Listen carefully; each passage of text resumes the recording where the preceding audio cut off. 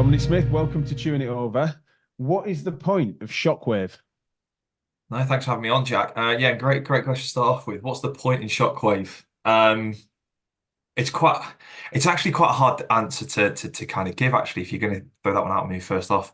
Well, to be Point honest, of I'm going to start. Shockwave. I'm going to reshoot actually, Dom, because for one, I was meant to check whether you wanted to be Dom or Dominic, and then the second thing is I've actually just changed the question by accident there. I didn't mean to. I said I was going to say, do we need Shockwave? Wasn't I? Was that not what I Oh, said? right. Yeah. I was That like, was a better huh? question. That What's was the a better point? question. Sorry. Yeah, sorry. No, I didn't mean to Yeah. curveball you then. No, let's go. Let's go again. Let's go again. That was a mistake. Yeah. What's uh, why do we need Shockwave? Is what I was going with, wasn't it? That's a better question. Sorry. All right. Let's try again. False start. And is it Dom or Dominic? Which do you prefer? Dom's fine. Dom's Yeah. fine. Sorry. I'll give you a Sunday name as well. Okay. Dom Smith. Welcome to Chewing It Over. Why do we need Shockwave? No, thanks for having me on, Jack. Why do we need why do we need Shockwave? It's a good question. I suppose I can expand it and go on why do we need medical technology as a whole? Because shockwave therapy is part of musculoskeletal medicine and other areas as well. So it's like, why do we need shockwave? Why do we need lasers? Why do we need ultrasound? Why do we need all these other things? And ultimately, I hate the phrase, Jack, and I'm going to say it within 10 seconds of us starting is it's another tool in the toolbox. But it's for me, like shockwave therapy is a mechanical therapy. So I'm very much on the board of like mechanotherapy. The body we know is very good with reacting to mechanical stimulus and input. That's why exercise rehab is so good, strengthening so good. I'm not one massive for electrotherapy, and I think shockwave gets bundled into that because it's an electronic machine, but it's sound, it's physical. So I personally think there's a huge place for shockwave and the need being that tendinopathies are a constant issue with a lot of people, early adopters of runners, getting the right shoes and a range of things. But tendinopathy is always an issue, plantar fascia is always an issue. And so a technology like shockwave therapy is it's a good adjunct to what you can do, but it is also a primary treatment for a lot of these indications as well. And it's quick, which is good. But I kind of revert back to like, why do you need technology as a whole? I'd love to say we could do everything with hands, but these have got a limitation as well. So having different options is always good. Yeah, that's a fair point. I, as a person, don't have much capacity for embarrassment. I don't really do that much. But I think if I had more capacity for embarrassment, I would be a bit embarrassed about how I've thought about Shockwave until I met you. So you were the first to really teach me at a mechanistic level to think of it less of a shock, and more about the wave, is how you put it. And you said that this is something that is a mechanical stimulus rather than it being an electrotherapeutic modality. And really, I should have known that, even at that, at that point. Yeah, It's yeah. not. I'm not saying we met 10 years ago. Maybe it might have been 5 years. I don't know, but Two and I a should half, have known two and a half better. years ago, mate. Is Two it and a half that years. long? Only that long? Yeah, So yeah, yeah, I should be embarrassed. Really, yeah. shouldn't I? Should have known better. In that, I suppose hadn't thought about the mechanism of effect for a while. I don't remember it being a total surprise, but I think I had either reverted back or had always thought that there was something to be said for it being that the electrical. It was an electrical input rather than it being a mechanical one. And so when you then framed it, as you just did, as a mechanical stimulus, then you can understand it being just another form of load and therefore needed to be thought of in that way as we would do with dosing tendons in other ways. And so, yeah, you really got the penny Exactly, yeah. dropping for me on that. And I was a late adopter to Shockwave. I set a fairly high bar for myself with regards to evidence. When the evidence of effect, I'm someone that needs to have evidence of effect in robust trials before I really start moving. Otherwise, I would be lurching from thing to thing. And so I do set a bar that's not, unpalatably high for some people, but it has made me a bit late on this. And since using it more, and since our conversations, I've found myself integrating it more into my practice. So can you just unpack a little bit about that mechanism and school our audience as you schooled me those years ago? Yeah, I mean, I'm trying to remember what I said now. And you're kind of right to think of it in electrical because all the forms of shockwave therapy they they rely on the conversion of electrical energy to mechanical. Um, and there's two types. So people, I think, are becoming more and more aware. There's two types of shockwave. There's radial and focused. Easiest way I could describe it is radio is like a shotgun. Shotgun. It's a terrible analogy, so forgive me. It's the best one I've got. It's the one I've run with for about 6 years now, so that's about it. So Yeah, I it's very remember good at it. Yeah. short distance. But it's not very specific. The further something gets away with a shotgun, it renders just pretty much it's no good. Focused is like the sniper effect. You're going to come into a particular point and then go bang, done. Not quite in that sense. And the kind of image that I try and get people to think about is if you throw a stone into a pond, when the stone hits the pond, you get the big splash, that's radial, and then the ripples go out. And as the ripples go out, the energy becomes less and less and less until it's dispersed. That's essentially radial. Focused reverse that image. So you take all the energy from wide and bring it into a point and it goes bang. And in terms of the delivery of the energy, radial is delivered at the surface of the skin and is more susceptible to attenuation. So, your deflection, diffraction, reflection, all that kind of stuff. Focused, on the other hand, can bypass levels of tissue. So you have like depth applicators, and where it's angled in, you can set the depth to 3 centimeters, 4 centimeters, and you can essentially bypass the healthy tissues and just hit your target. So there's a few other aspects as well in terms of the energy ranges, and that's a door that you can open and really fall down that rabbit hole. The way I kind of look at it is people say, is one better than the other? And it's like, yes and no, depends on what you see. I hear a lot of, I've heard focused is better. And it's like, it depends. If you're seeing chronic tendinopathies and you're consistently seeing chronic tendinopathies, when you look at the evidence you mentioned, right, there's not much difference in outcome between focused and radial. There really isn't. So, but when you start looking at ligament, when you start looking at bony injury, when you start looking at more subacute injuries, that's when your focus starts to come into play. Radial's more like your chronic tendinopathies. And the mechanisms, again, without kind of like going down into it, it's mechanotransduction, that wonderful broad term that mechanotransduction is. It's that physical input biological response. Now, there's a whole host of things that go on. The kind of two kind of breakdown is for radial, it's more about blood flow promotion, whereas focused can stimulate angiogenesis, the new blood vessel growth. So you're working at a cellular level with focused rather than radial is more of a tissue level. There's some evidences to the contrary, and that's where the evidence you can read the evidence until the cows come home, and you'll come out more confused than when you went in. The clinical outcome, pain. We're in the pain game.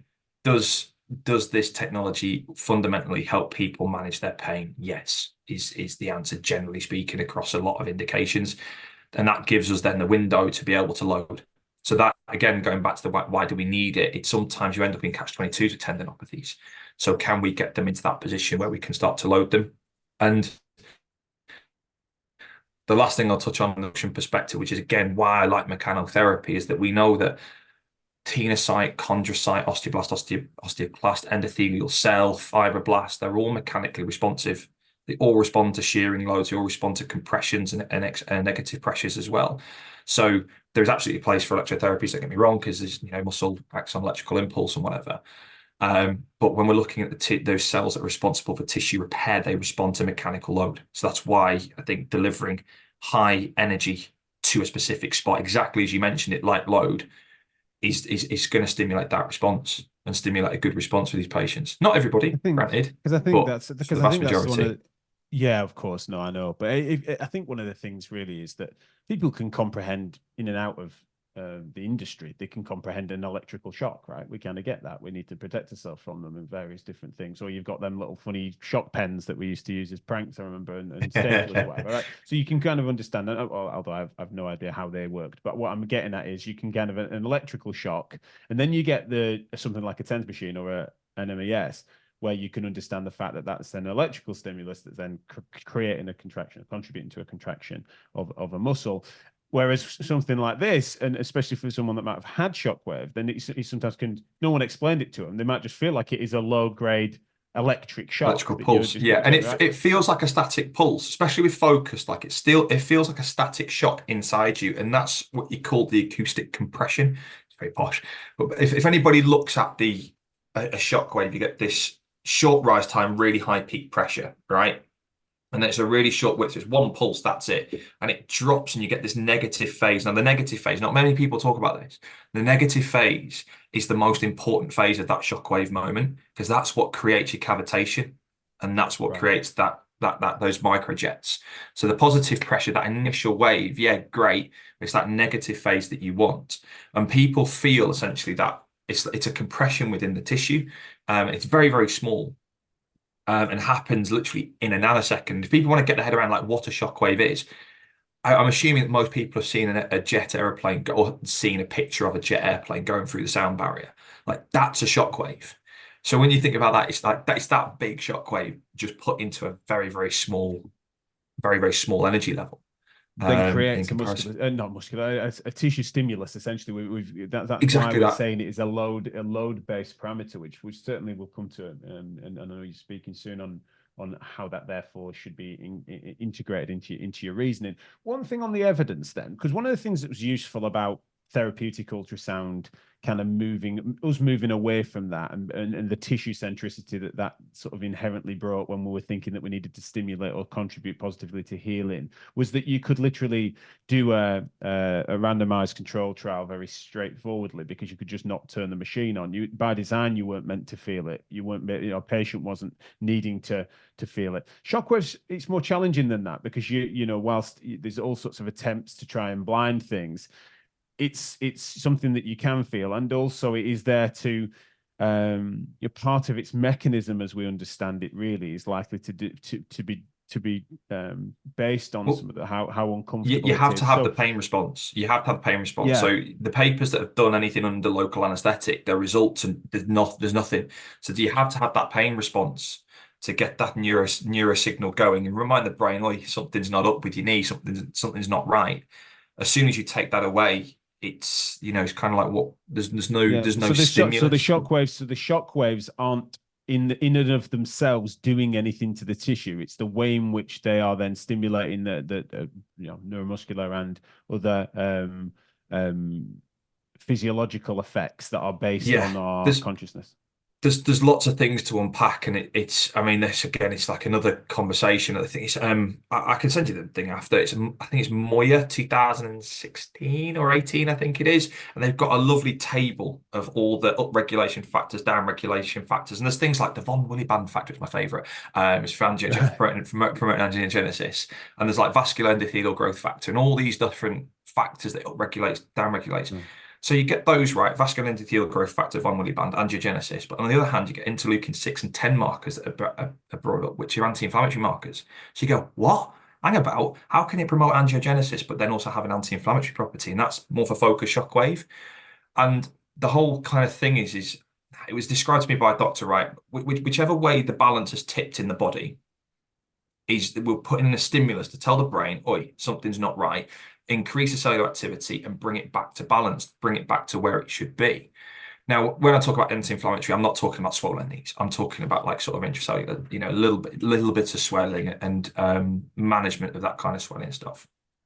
So it's like you can really unpack it, and nobody really I think if anybody professed to know exactly what it's doing, they're talking out their arse, frankly. Work in There's progress, yeah. yeah, and I don't think we're ever going to fully know. And the reason I say that is I'm not a researcher, right? So, but what I can see is like what you do in the gym, right? Me and you could squat different weights. We could do different reps, different sets. Same with like overhead, right? We could do the same exercises, but we'd be doing different loads depending on what we'd want to achieve as well. Now, some of the research, right, the way it's set up, best analogy I can give you is like setting up a squat rack at 100 kilos, taking the next 500 people that walk off the street and say, I want you to do 3 sets, 10 reps of that. Not everybody can do it. And if you put that into a research, we're looking at patellar tendinopathy, body weight squats versus squat rack. And the squat rack intervention is 3 sets, 10 reps, 100 kilos. Every patient's going to go through that, right? Now, not everybody can do that. So then the conclusion is the squat rack doesn't work. It's like, well, no, change the question slightly in that, okay, we'll do 3 sets, 10 reps at 20% of your 1 rep max on the squat, and all of a sudden then you have a something that's a bit more unique to the patient. Now, shockwave therapy, you have to have that repeatability. It has to be done at 0.1 millijoules per millimeter squared or 2 bar of pressure at 2,000 shots at 5 hertz frequency 3 times a week or once a week. It has to be for reproducibility. Yeah. But then we know that people's tendons respond differently, people's tissues respond differently. So Mm. you kind of snooker yourself a little bit with the evidence. And what I tend to look at with the evidence is, where does the grain flow? Like, if you're sensitive with Achilles tendinopathies, more than most, they'll have a positive outcome. The ones where it's like didn't work very well, you go, why? What were the parameters there that was different to those other ones? So I think it's sometimes when you see a paper that says, "Oh, it didn't work for this," it's like, yeah, but doesn't mean it doesn't work. And I think it's not just for Yeah. Shockwave; that's for lots Uh, of different things. And it's one of the reasons why why I've been moved by your broader arguments is to nest it within your clinical reasoning and understand its mechanisms better in order to then do it. I can understand why I needed the door to become ajar by being moved by evidence of effect, but once then I was sort of indulging and understanding the way in which it was seen as stimulus, you can then start to think of it in terms of the pathologies of which you might treat, but you can also then recognize it as a tool for more complex recalcitrant problems that are very unique. For example, I've been working with an amputee who is an above knee amputee on one side, and we are using Shockwave and other things to manage his contralateral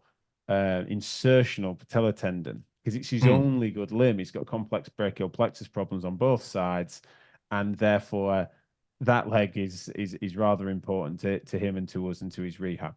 And so he ended up having because during trialing various different prosthetics, he not with me unfortunately, but he unfortunately for him he fell onto a bent knee on that side, and then as right. part of that contusion, he's then ended up with this grumpy insertional, like at your tibial tuberosity. So Yeah, anyway, yeah, I'm only telling you this tale as a means of saying there's no you find me the evidence for that, right? It's super hyper unique circumstance, but no amount of open and closed chain loading, all the dose parameters that surround him on a weekly basis, depending on what appointments he's got, what he's doing, what limb wearing we're doing, what biomechanics we need from him. But to use Shockwave as a means of helping to sort of stimulate that insertion for whatever reason, for whatever mechanisms, is part of my dosage on that limb on a regular yeah. basis. And we found it very helpful in order to keep him then able to do all sorts of things from function to exercise. But you would struggle I'm having to apply mechanism based insights and reasoning based on pathology more than I am anything that the evidence can truly inform me on. And I think it's why I wanted to start this conversation there, and why sometimes we need to. It's fair to take the research with a pinch of salt, not to be nihilistic with it and imply that then we can dismiss it if it doesn't say what we like. But Yeah. I do understand the concerns over that, and the more I paid attention to it, the more I realised that that is a tricky problem to solve on a research design point of view. It is, and once you create too much variability, then people go, well, what was the actual effect here? And it's like, so I get it. And ultimately, kind of what I was when I was researching it a lot, was going, it's safe. Every paper, it's safe, it's safe, it's safe. No adverse effects, no adverse effects. And I'm starting to go, okay, right. Now, what I'm starting to see is, I'm starting to see clinical efficacy, right? I'm starting to see that, okay, I might have some patients. I started using ATFLs about 4 years ago now, because it was just like, well, what can go wrong? The patient's going to tell me it's sore. Like, that's, I'm not necessarily going to rupture this thing. So, and I'm not talking about like acute sprains. I'm talking about like 6 week old. They're still a bit grumpy kind of thing. And it was like, it was managing them so quickly. I started using ACJs, SIJ, and I'm thinking just grumbly ligamentous kind of issues. And it was like replicated their pain, or it was, stimulating a pain response. And then they're getting a positive outcome, no adverse effects. And you start to go, okay. Now, on this point, like, and I'll make this point because I think Shockwave is kind of falling into the trap of being great for everything. And it does my nutting. And unfortunately, you know what? People know that I'm associated with PhysiQuip and a couple of other companies, right? I'm going to stand trying as a clinician, okay?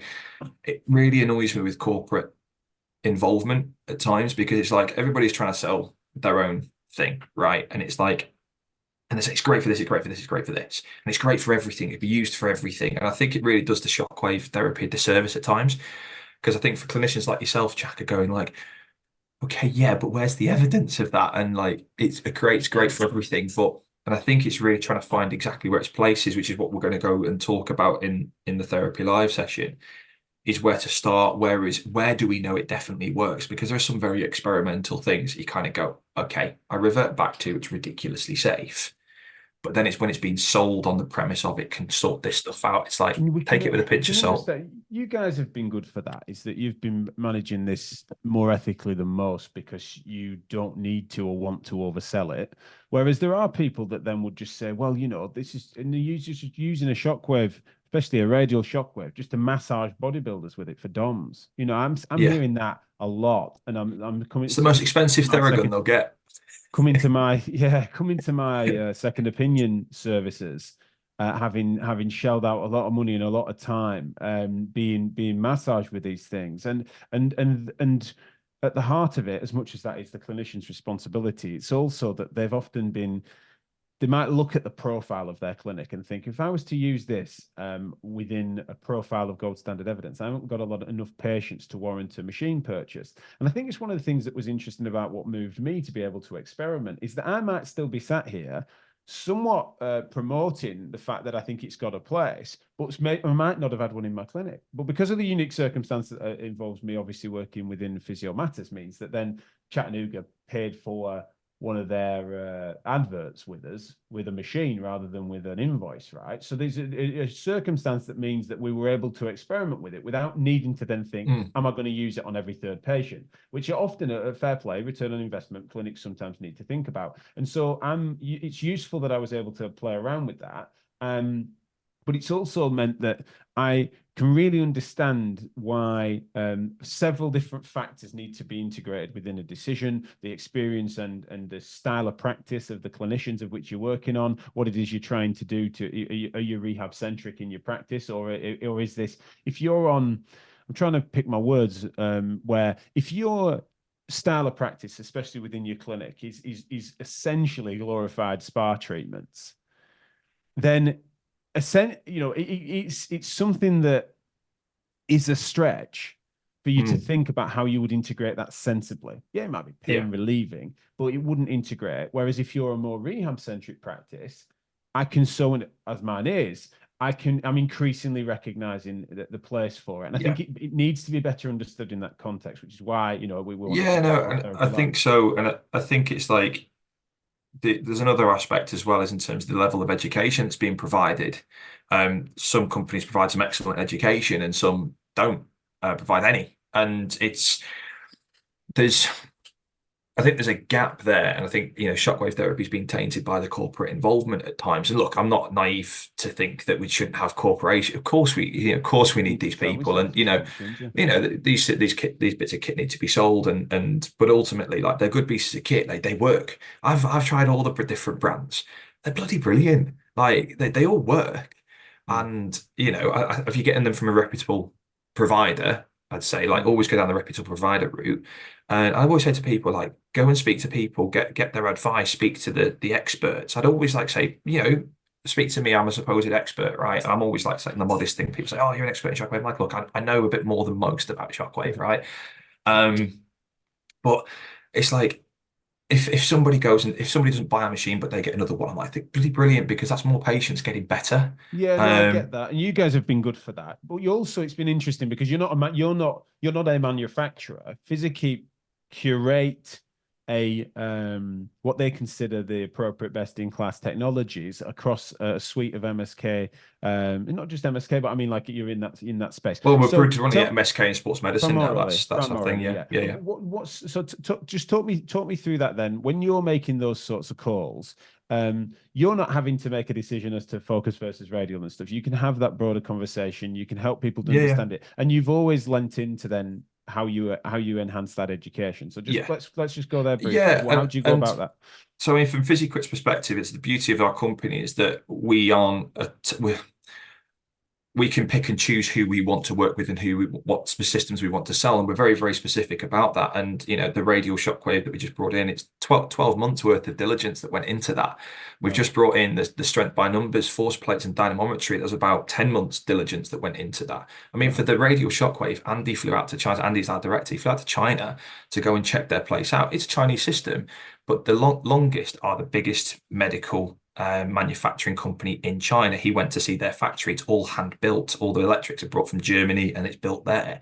And it was just like, bloody hell, it's a hell of an enterprise. Like it's unbelievable. And we did all that diligence. And that's what we want to do is like PhysiQuip is not just we're not just selling kit. We want to be able to provide, like, create this community of MSK, particularly in the MSK field, this community of clinicians who are quite like-minded. Essentially, everybody wants to get their patients better, right? That's why we predominantly do this. Sure, there's the revenue side of things. If you're in private business, you want to generate revenue as well, which we support on a sort of consultancy kind of basis as well. But when it comes to buying the kit or bringing the kit in, like we distribute, so we will go out and find, say, best in class. Like it might not everybody has got the best machine. If one company says, "Oh, we have the best this, the best that, the best that, the best that," and it's all from one manufacturer, I'm like, "Is it though?" You look, Yeah, well, that was the wrong it's phrase in some impossible. ways, wasn't it? Yeah, no, best in class doesn't need to be across the board, but it's like curation's the right phrase I've used for you guys Mm. and stuff. And you're discerning as to how you go about that. And fair play. And I met with Andy again recently, and he was just saying, like, just what technology and tools would enhance best practice? How might we better further that? And Yeah, and yeah, that's obviously a shared vision, as you know. So no, I love that. At Therapy Live, you're going to be particularly talking about more the clinical side of it. So got into the yeah, yeah, mechanisms and stuff, and then yeah, yeah. obviously there's space for us to think about business and return, etc., which we're not averse to, neither of us, but also, that's one for another day. But at Therapy Live, we particularly wanted to talk about the integration of that within your clinical reasoning. Can you give us a little clue as to what you're going to be going through? Yeah, so quite a bit of an exclusive thing. We work with Johns Hopkins Hospital. One of our sort of on our clinical advisory board is the director of outpatients at Hopkins, and alongside him, we've got a soft tissue management model, which doesn't just look at Shockwave; it looks at all technology that could be available to us, all treatment modalities available to us. So we'll take you through that model, and it will give you context to all the different treatments that we have available to us in clinic and what could be available to you and where Shockwave fits in that. We'll link it all back to the healing process. Like that's fundamentally like what we need to be thinking is people are injured, where they're in the healing process. And then we'll kind of delve into when that patient's coming to see you, they have their IA and you've done the differential diagnosis. Where does Shockwave fit in the treatment plan? How do you decide what the plan will be? Is it once a week, twice a week, 3 times a week? How much energy do we put in? Now, there's no right answer, but we'll at least try and give a bit more context to it, and hopefully clear out some of the mixed messaging that you could probably see in the marketing and the adverts and the different research papers that you see, and hopefully share some of my experience as well with working clinically, but also working with elite sport and private practice NHS, um, as well as just to say where it fits, when would you use it, and ultimately, like, why would you use Sure. this? Um, Yeah. Yeah. Obviously, you're not going to be able to get into the weeds on the exactly how and dosage specific for every condition and stuff. You wouldn't have the yeah, time and it wouldn't be smart. But I think that helping people get the penny to drop as to how it might be integrated within and how compatible it is with their current thinking and practice is going to be really useful. So thanks a lot for coming along to that. Really looking forward to it. If you haven't got your ticket yet, guys, 8th of June, make sure you head to physio-matters.com and follow the links to get your tickets before they sell out. You can also get a free ticket to the introducing stage this year, but they are limited. And so, yeah, one of the things we have done is that then people have realized that they want to go to the whole show. They can forego their introducing stage ticket, and we are then re-releasing those. So we are doing all we can to get as many people and eyeballs across this stuff. And Dom and many other speakers, I can't remember the numbers. So I mean, what we're doing, 50 speakers or something. So unbelievable show as ever this year. And thanks again for your contributions, mate. I'm really looking forward to it. And I think it's exactly the sort of thing that really enhances clinical practice in a way that then, of course, has an eye on the evidence and isn't being blinkered and all about anecdotes. But then we'll similarly, try and get rid of that. isn't Yeah, I was gonna say. overindulging like the talking heads that then want to imply that's irrelevant. We're trying to find Yeah. that sweet spot, right? And I think you guys do a great job of that. And as I said, thank you again for you're educating me over the years on this. No, no, no. And I appreciate you bringing us on as well, and really, really looking forward to it. And hopefully, we can get through some of the commercial noise, and give some people some a bit more insight into the technology.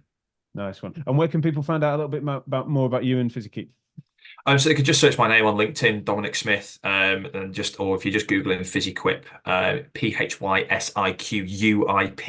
It's not physique, it's PhysiQuip. Yeah, I'm and just I'm gonna, always that's gonna, mispronouncing it. I probably just have as well. So I'm it's, glad do you you've know, just spelt it. it doesn't matter. It's like if it's fizzy quip, fizzy keep, fizzy quippe, it doesn't, we'll get that for as long as we're Yeah, around. I'm Um, afraid so. But yeah, no, but yeah, thanks a lot, and really looking forward to it, mate. Let's keep in touch, and I hope no, I you have look a great forward. day yourself. All right, There, thanks, mate. Take care. take care, bye bye. Bye.